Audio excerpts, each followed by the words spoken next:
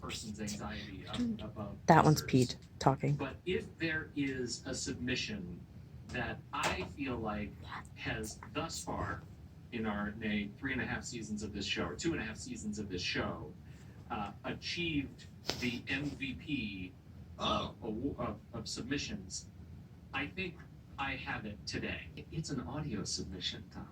Oh, cool. Okay. I know. I would like to play it for you now, may I? Please. Hi, Pete and Tom. My name is Kole, and I am 8 years old, and I just learned about anxieties today, and I would like to share 2 of my anxieties.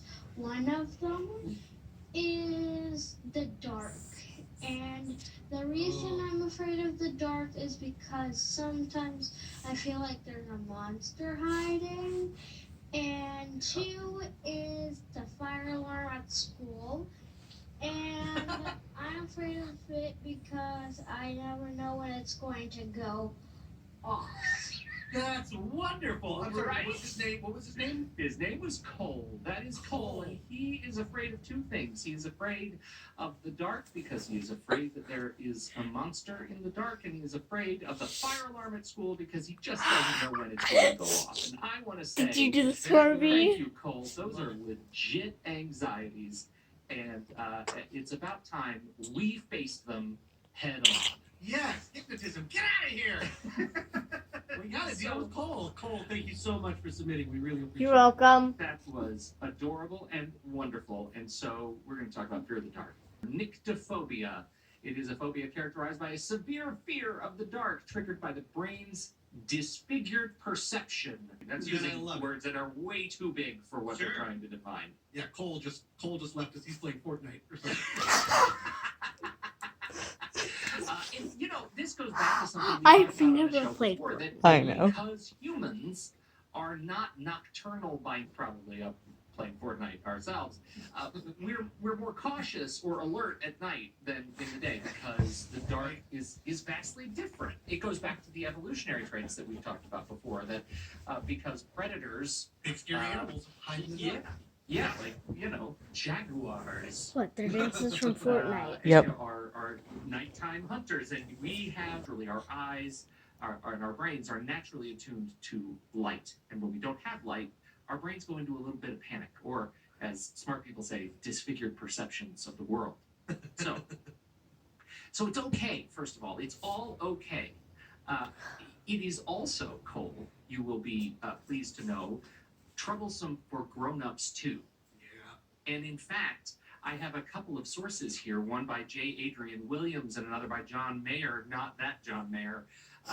They have both written papers on this whole idea of this night John phobia, Mayer this is a dark singer, phobia being but he means not that John incapacitating to us Mayer. adults. In fact, Mayer says that an estimated 11% of U.S. adults will be in the space. When I was a kid, I had a pretty serious fear of the dark myself, and it was always the closet, a stupid closet. And so well, this is an interesting story. I'm going to go ahead and Listen to this tell the story. story, and I recognize there may be some blowback. Listening. Okay. I'm gonna go ahead and say it. So I had this fear of the dark, and it was the closet. That closet, there was always something gonna be in the closet, and so I started trying to take control of the closet. If I thought there was something in there, before I would go to bed, I would get a tennis racket and I would smack my clothes hanging in the closet. I would beat everything in the closet just to make sure nothing yelped. And then I would go to bed and I would start to feel fine. And, occasionally I would wake up in the middle of the night and you look at the closet and something would be scary there, but it would be too dark for me to get out of bed. Then one night, I should say, I got up, and I say apparently, well, I got up while I was sleeping, and I went over to the closet, and I opened the door, and my laundry basket was in the closet, and then I peed on it. Now, after that, I never had another problem with my closet. Like, never. I never gave it another thought. I think my mom or dad came in and woke me from my sleep pee. I was you were hypnotized. yeah, I wasn't bedwetting. I was You were closet wetting. You were hamper Hamper wetting. wetting. Oh, Yeah, I man. hamper wet the bed. But I think that was for me. That was a way to take control over the space that scared me in the dark. And I slept through the entire event, Interesting. but afterward, I never had a single problem. Now, am I recommending that you urinate on your own dirty clothes? No. Not more than normal. Yeah. I don't think that is a good course of action, nor Yeah, is it Pete's something weird. that's necessarily repeatable beyond that specific context. said that. You're not going to go pee on people at meetings when you grow up. You just have to get used to this. So I don't think we should do it. But I do think that Tommy actually had a really great bit of advice. This sort of practice and exposure therapy, you know, if you're scared of your closet, Listen. you can do hard things, Cole.